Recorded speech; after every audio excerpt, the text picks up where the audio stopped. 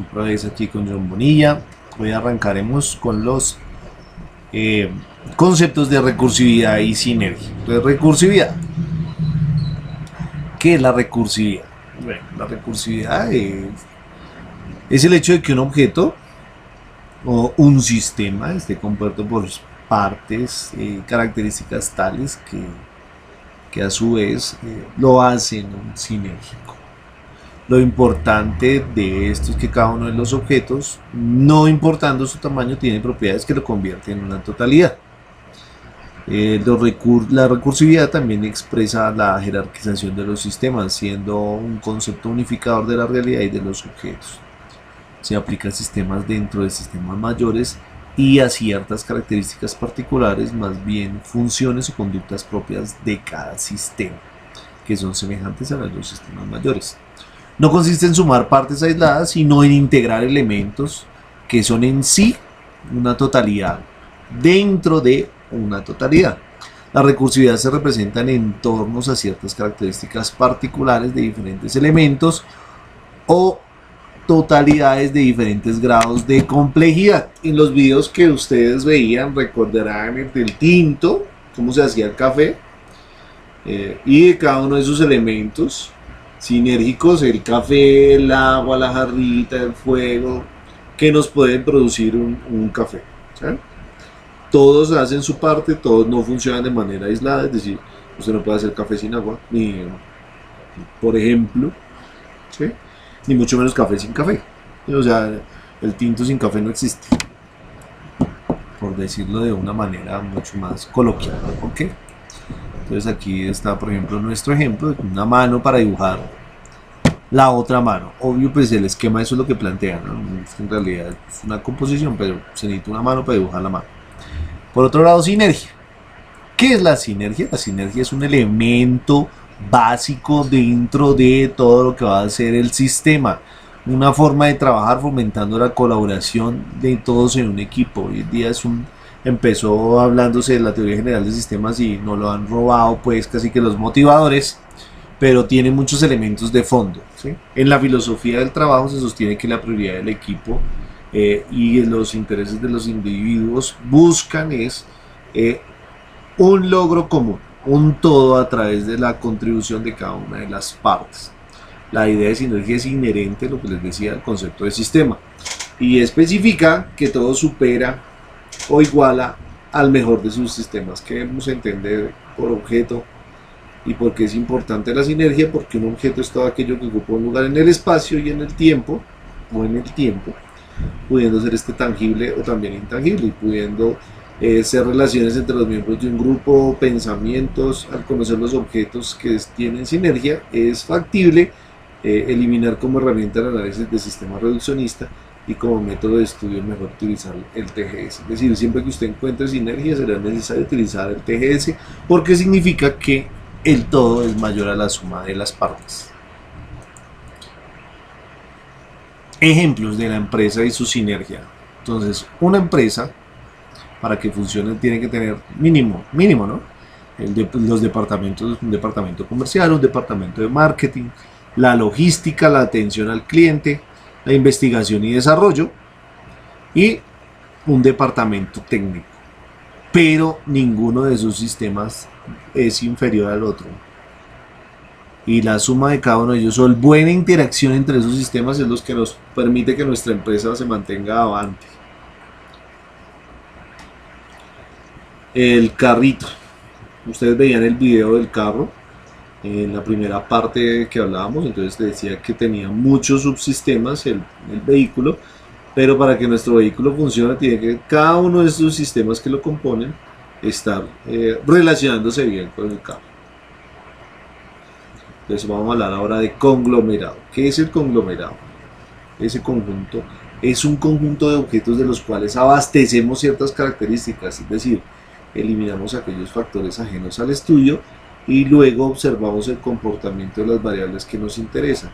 Serán un conglomerado si las posibles relaciones que entre ellos se desarrollan no afectan la conducta de cada una de sus partes. Ojo a esa última parte, no afectan.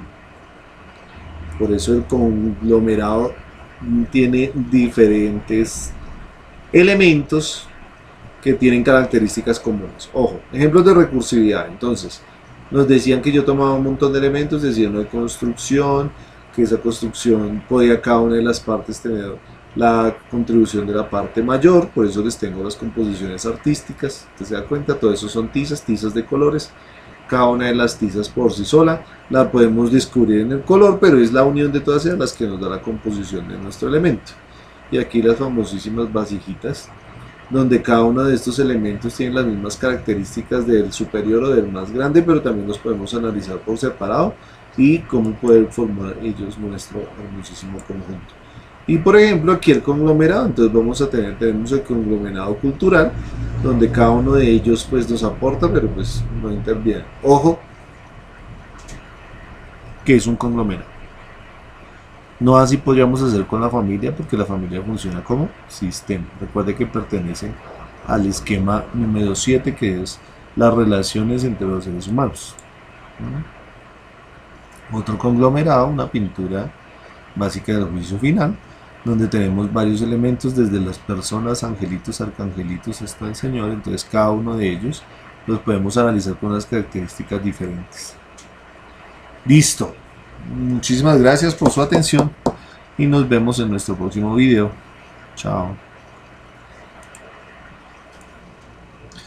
Entropía y negentropía. Entropía. Bueno, entropía es el grado de desorden que tiene un sistema. La palabra entropía proviene del griego em, que significa sobre, en y de, y strop, que significa giro, alternativa, cambio, evolución o transformación. La entropía es un patrón de medida. En física esto se aplica a la segunda ley de la termodinámica, la cual dice que los sistemas aislados tienden al desorden, es decir, las cosas tienden al caos a medida que pasa el tiempo. Nomás fíjese en un ser vivo y verá, todo tiende a... Al alcanzar un sistema, un estado de equilibrio o de máxima entropía, este tiende a desaparecer. El segundo principio de la termodinámica dictamina que si bien la materia y la energía no se pueden crear ni destruir, sí que se transforman, y establece el sentido en el que se produce dicha transformación. Sin embargo, el punto capital del segundo principio es que, como ocurre con toda teoría termodinámica, se refiere única y exclusivamente a estados de equilibrio. La ley cero de la termodinámica nos dice que si tenemos dos cuerpos llamados A y B con diferente temperatura uno del otro, los ponemos en contacto en un tiempo determinado T, estos alcanzarán la misma temperatura, es decir, tendrán ambos la misma temperatura. Si luego un tercer cuerpo que llamamos C se pone en contacto con A y B, también alcanzarán la misma temperatura y por lo tanto A, B y C tendrán la misma temperatura mientras que estén en contacto.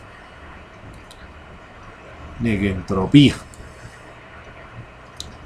es la tendencia de un sistema a agotarse a medida que la energía de sus procesos e insumos, es decir, la caída de dicho sistema en un estado de desorden por la oposición.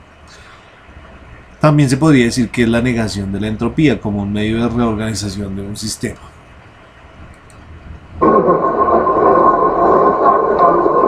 En un mundo de constantes restricciones, hay una magnitud de la que quedan existencias en abundancia. Es la entropía. La ciencia de la termodinámica se basa en 4 postulados fundamentales o axiomas, llamados los 4 principios de la termodinámica.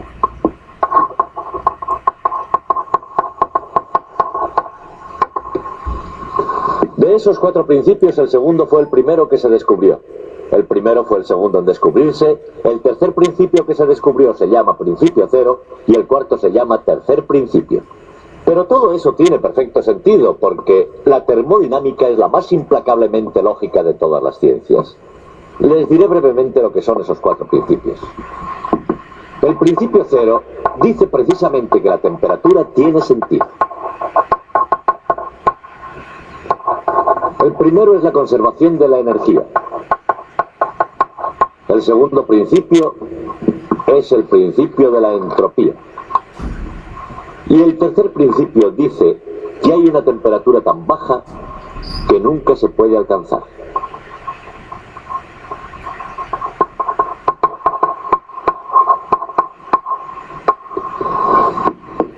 A partir de esos 4 principios se han deducido no solo las propiedades de la materia, sino el destino último del propio universo.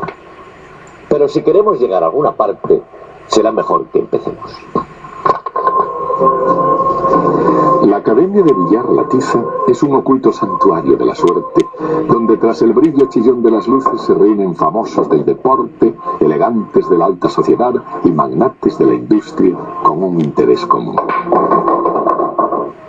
Uno podría preguntarse cómo se las han arreglado esos caballeros para que sus nombres no salgan en los periódicos y no digamos en las revistas especializadas. Un observador casual podría preguntarse ¿qué hacen unos chicos como esos en un lugar como este? Pero para los que están en el secreto, su objetivo es evidente. Investigan las leyes de la termodinámica.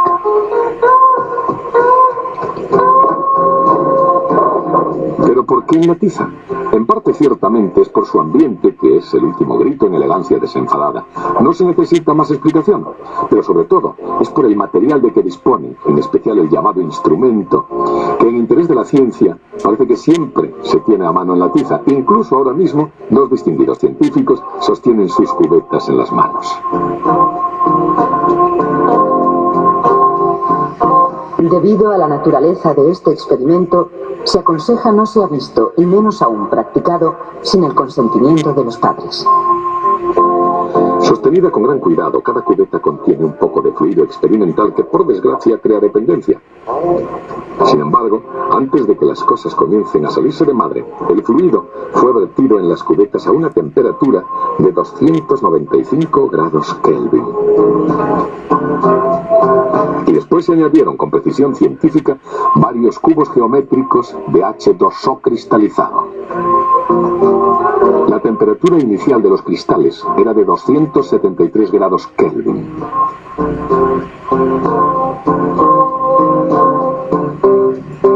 Con el tiempo, el calor del fluido caliente pasa a los cubos, pero el hielo, por el contrario, no se calienta.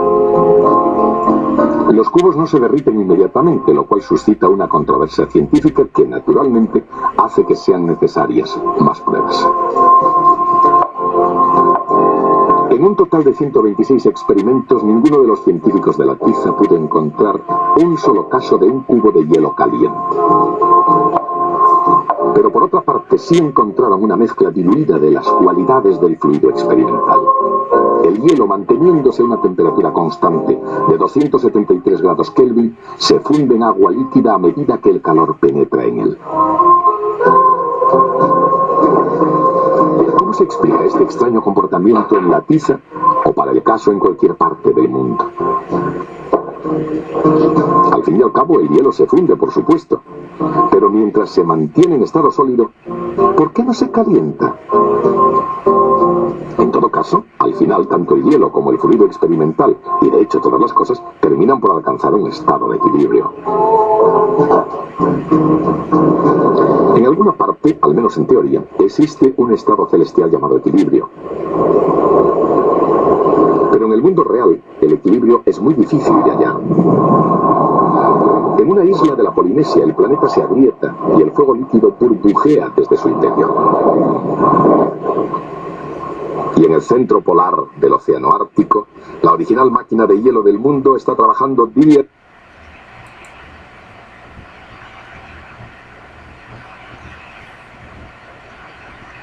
y noche. En el profundo y oscuro corazón de la zona ecuatorial, el sol abrasa una sabana con implacable regularidad. Y a muy poca distancia, un líquido se mueve con estruendo por entre las rocas hacia abajo. Ciertamente, desde el principio, a través de ella y hasta sus confines, la propia Tierra es una gran máquina, una fábrica que nunca deja de funcionar, que nunca hace una pausa ni se pone en huelga. La máquina de la naturaleza, una central impulsada sin interrupción por la energía ilimitada del Sol.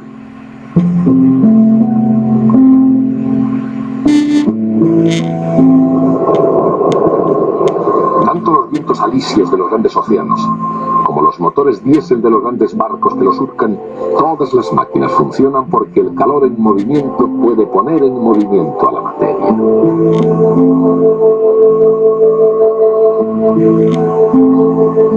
Durante varios siglos, la máquina térmica se ha extendido a lo largo y a lo ancho del mundo. Pero tanto en el pasado como en el presente, el calor solo se mueve en una dirección, desde la temperatura alta hacia la temperatura baja. La existencia de cualquier máquina en la Tierra, incluyendo la propia Tierra, depende de que una de sus partes esté funcionando a una temperatura más alta que la otra. En la máquina de la naturaleza, por ejemplo, fuertes corrientes son impulsadas a través de la atmósfera de la Tierra a causa de la diferencia entre la temperatura del ecuador y la temperatura de los polos. Desde un polo a otro polo y desde una máquina a otra máquina, el principio es siempre el mismo. En este vehículo es la diferencia entre la temperatura de la mezcla de gasolina y aire explotando en los cilindros y la temperatura del agua circulando por un sistema de refrigeración. Las máquinas de vapor operan entre la temperatura alta del fogón y la temperatura baja de la atmósfera. Cuanto mayor sea la diferencia de temperaturas, cuanto más caliente esté una parte de la máquina y más fría la otra, mejor funcionan. Si deja de fluir combustible y la parte más caliente de la máquina se enfría, esta se para. Evidentemente, eso puede causar dificultades. Si todas las partes de la máquina alcanzan la misma temperatura, si cesa todo movimiento y deja de haber vitalidad, la máquina alcanza su estado final, el estado de equilibrio. Desde una perspectiva científica, ¿cuál es el aspecto general? En este cálculo de dinámica molecular, cada par de átomos han sido programados para que actúen entre sí con una auténtica fuerza interatómica. Entonces, ¿qué es lo que sucede realmente cuando un cuerpo caliente entra en contacto con uno frío? La energía térmica se propaga desde el cuerpo caliente al frío hasta que ambos alcancen la misma temperatura. Este es el estado de equilibrio térmico. A primera vista, el equilibrio térmico parece diferente de la idea mecánica de equilibrio estable que impide que un cuerpo caiga. Pero veámoslo más en detalle. Cuando un cuerpo que cae choca con el suelo, cada rebote es menor que el anterior. ¿Y por qué es así? Es así porque la energía cinética del cuerpo, como un todo, se va transformando en el caótico movimiento de los átomos que lo componen. Ese proceso es muy similar al del calor que se propaga a un cuerpo frío. El resultado final es el mismo. Con el tiempo, toda la energía disponible se llega a distribuir como energía cinética y potencial de los movimientos aleatorios de todos los átomos. Por lo tanto, aunque la idea de equilibrio parece lo definitivo, en paz y serenidad, esa perspectiva oculta el agitado movimiento de los átomos en el interior. Así que entender el equilibrio es cuestión de perspectiva, de mirar más dentro y más allá.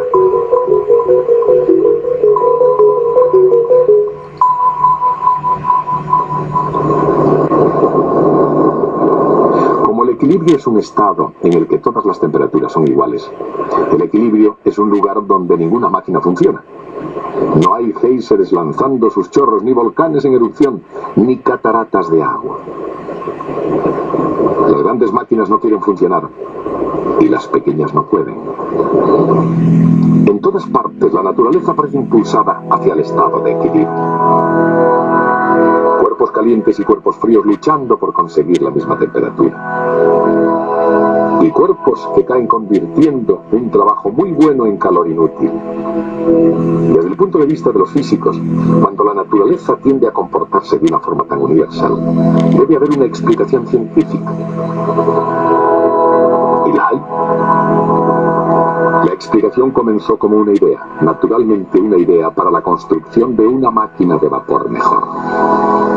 Hubo un joven llamado Carnot cuya lógica fue capaz de demostrar que, para una fuente de trabajo competente, ninguna tan eficiente como una que sencillamente no funcione.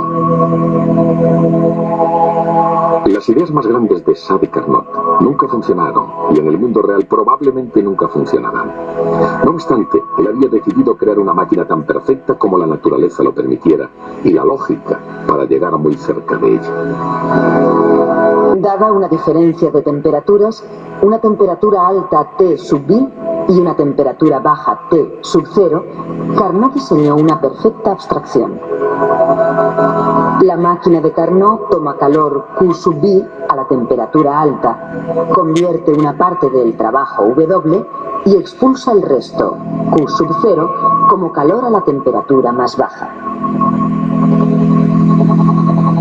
Como el ciclo de Carnot podía funcionar igualmente en sentido inverso, era la imagen de la máquina ideal, la máquina más eficiente que posiblemente las leyes de la naturaleza podían permitir. Pero con la temprana muerte de Carnot, sus ideas, prácticamente desconocidas desde el principio, parecían destinadas a quedar en el olvido. Y seguramente ese hubiera sido su final si dos grandes científicos no se hubieran interesado por la teoría de Carnot. Rudolf Clausius, físico alemán, y William Thomson, profesor de filosofía de la naturaleza en Glasgow, que más tarde se convertirá en Lord Kelvin. Rescatados los manuscritos originales de Carnot, de esas mismas páginas nació la ciencia de la termodinámica. En el razonamiento de Carnot, Clausius y Thomson observaron un hecho asombroso. Lo vieron en términos de una simplicidad matemática asombrosa.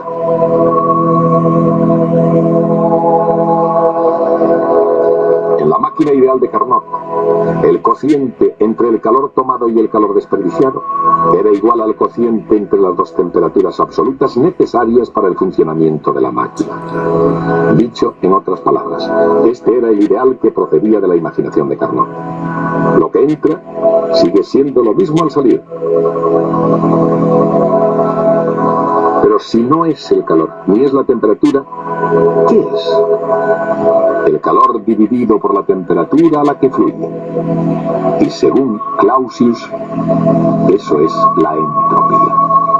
En una máquina de Carnot, una cierta entropía entra a temperatura alta, realiza su trabajo y la misma cantidad de entropía sale a temperatura baja. O sea que una máquina ideal no solamente conserva la energía, conserva también la entropía. Eso es el ideal. Pero, ¿qué pasa en la realidad? En el mundo real, ¿qué sucede realmente con la máquina jadeante y rechinante? Por un lado, todas las máquinas conservan la energía.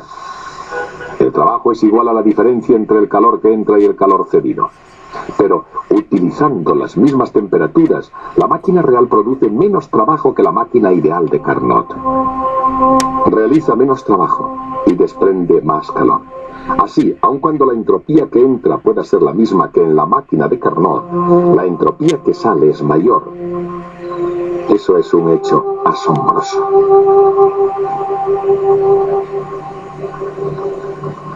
La entropía que sale de una máquina real es mayor que la entropía que entra. ¿Podría eso significar que la máquina real crea entropía de la nada? En realidad sí. Y eso es porque en las máquinas reales el calor que fluye no es isotérmico. Los movimientos del émbolo no son adiabáticos. Hay siempre rozamiento entre las partes en movimiento. Independientemente de lo que pueda ser su producto final, todas las máquinas reales fabrican entropía. Independientemente de las condiciones del lugar de trabajo, las existencias de entropía crecen siempre. E independientemente del lugar de trabajo, los seres humanos no poseen la patente de fabricación de la entropía. Día tras día, las máquinas de la madre naturaleza van fabricando entropía. Y nadie sobre la Tierra puede competir con ellas. Cada cuerpo material, en cualquier lugar del universo, contiene entropía.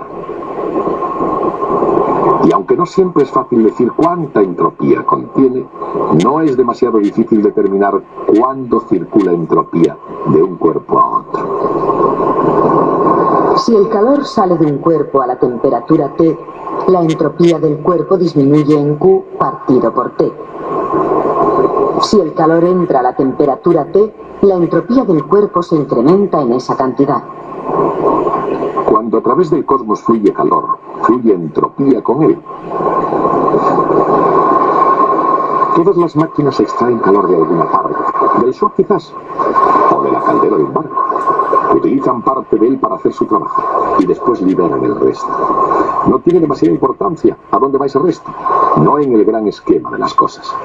Va a la atmósfera, al mar o a cualquier lugar que esté frío y que sea lo suficientemente grande como para no verse afectado por esa aportación de calor.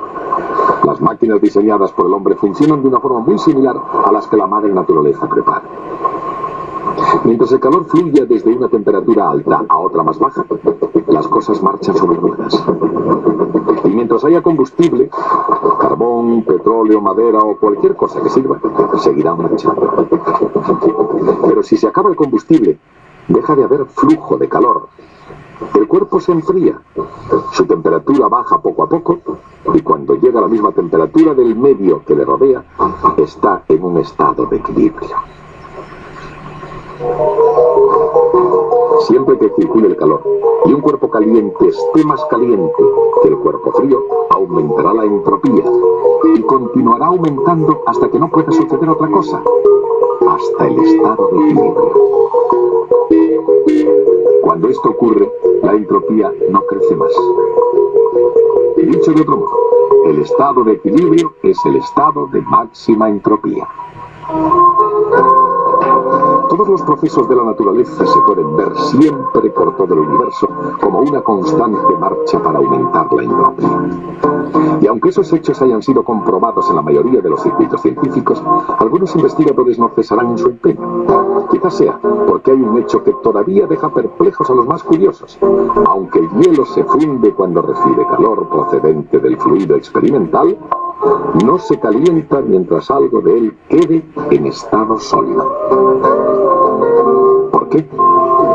Un flujo de calor produce la transformación del hielo en agua a una temperatura constante. Por consiguiente, mientras el hielo se esté transformando en agua, la entropía del agua está aumentando. Y así, el agua es un estado de más alta entropía que el hielo. En realidad, cualquier sólido es un estado de más baja entropía que el de la misma materia en forma líquida. El líquido es un estado de la materia más caótico y desordenado que el sólido. Tiene mayor entropía.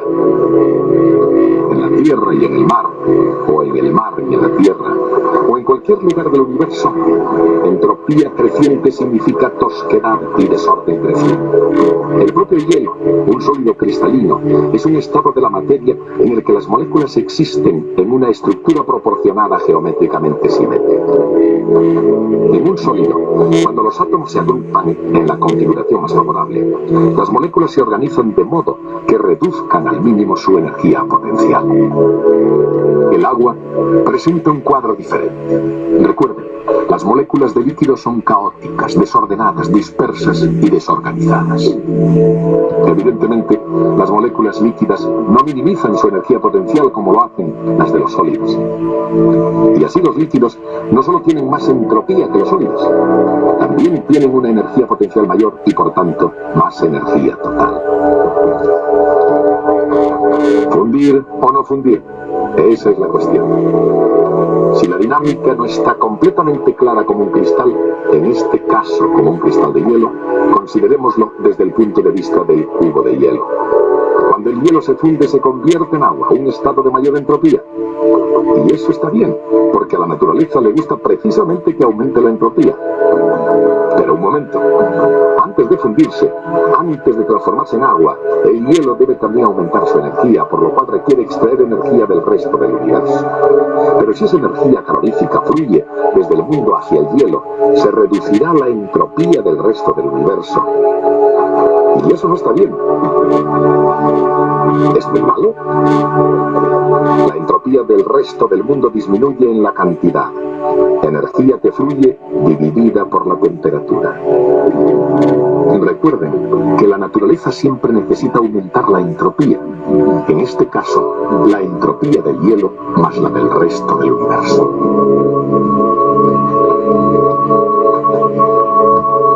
temperatura fuera muy baja, sería ciertamente muy malo. Fundir el hielo produciría un gran descenso en la entropía de todo el universo. Y si la temperatura fuera muy alta, no sería tan malo. La entropía del conjunto aumentaría cuando se funde el hielo. Eso es por lo que, en el gran esquema de las cosas, el hielo nunca se derrite a temperatura baja y el hielo nunca existe a temperatura más alta.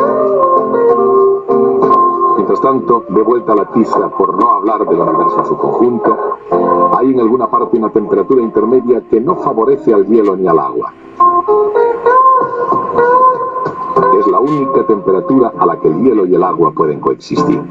Eso explica por qué esas cubetas científicas no se calentarán hasta que todo el hielo se haya derretido. Así, en el lenguaje científico de la tiza, la magnitud de que la naturaleza se esfuerza por maximizar no es solamente la entropía del hielo. A una determinada temperatura es la entropía menos la energía dividida por la temperatura del hielo. A medida que la energía de cualquier muestra menos la temperatura multiplicada por la entropía disminuye, la entropía de todo el universo aumenta. E menos T por S es la energía libre. Aunque no hay algo así como comida libre, sí hay una gran cantidad de energía libre. Cada partícula de materia en el mundo hace que su propia parte de energía libre sea lo más pequeña posible.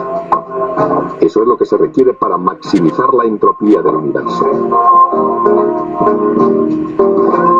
De modo que tanto dentro de los confines de una cubeta científica como por todo el universo, la ley del crecimiento de entropía dirige a la materia desde el orden al desorden. Durante algún tiempo se ha pensado que la entropía creciente en el universo conduciría al propio universo a un estado definitivo de desorden, y a eso le llaman la muerte térmica del universo. No parece un buen porvenir, es una noción provocadora, al menos peligrosa, y queda aún la cuestión: ¿hundirá toda esta entropía creciente al universo en un estado de caos total? Si es así, no sería la primera vez que se descubre el destino del universo en un vaso de whisky con hielo.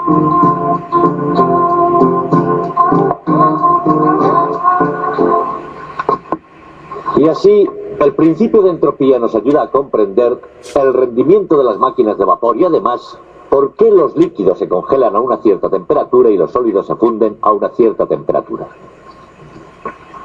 Pero hay alguna gente que creen que tiene un significado más profundo y piensan que el principio de la entropía define la dirección del flujo del tiempo. Voy a explicar. Supongamos posible ver un choque entre dos átomos. Un átomo podría venir así y salir por aquí, y el otro átomo, tras chocar con él, sale en esta dirección. Bien, si vieran una película de esta colisión, no serían capaces de decir si la película se ha proyectado hacia adelante o hacia atrás. Porque a nivel microscópico, la ley de la entropía no se aplica. Las leyes de la física funcionan igualmente en un sentido o en el inverso. Según las leyes de la física, a este nivel, el tiempo no tiene una dirección determinada. Pero en lugar de eso, supongamos que ven a alguien dejar caer una pelota desde una torre.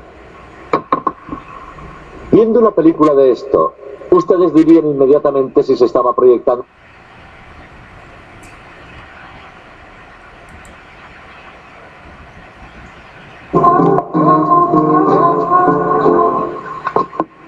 Y así, el principio de entropía nos ayuda a comprender el rendimiento de las máquinas de vapor y además, más profundo, y piensan que el principio de la entropía define la dirección del flujo del tiempo. Un átomo podría venir así y salir por aquí, y el otro átomo tras chocar. Si vieran una película de esta colisión, no serían capaces de decir si la película se ha proyectado hacia adelante o hacia atrás. Porque a nivel microscópico, la ley de la entropía no se aplica. Las leyes de la física funcionan igualmente en un sentido o en el inverso. Según las leyes de la física, a este nivel, el tiempo no tiene una dirección determinada. Pero en lugar de eso, supongamos que ven a alguien dejar caer una pelota desde una torre. Viendo una película de esto, ustedes dirían inmediatamente si se estaba proyectando hacia adelante o hacia atrás. Cuando va hacia adelante, los botes de la pelota se van haciendo cada vez más pequeños. Si vieran que se hacen cada vez mayores, sabrían inmediatamente que la película iba hacia atrás. Bien, pues lo que ocurre en ese caso es que la energía de la pelota se va convirtiendo en calor, y eso aumenta la entropía del universo. Y ustedes ya saben, sin que nadie se lo tenga que explicar, que la manera correcta de pasar la película es en la dirección en que aumenta la entropía. Y eso es lo que determina la dirección del curso del tiempo. Y de igual manera hay quien piensa que el segundo principio de la termodinámica determina la dirección del curso del tiempo. Pero otros dicen que el segundo principio es una mera tautología. La entropía aumenta con el tiempo y el tiempo aumenta con la entropía. Luego, ¿qué hay de nuevo? Yo no pienso así. Comprendo perfectamente en qué dirección corre el tiempo y naturalmente pienso que el nuestro se ha acabado. Así que hasta la próxima vez. O, si la entropía disminuye, hasta la vez pasada.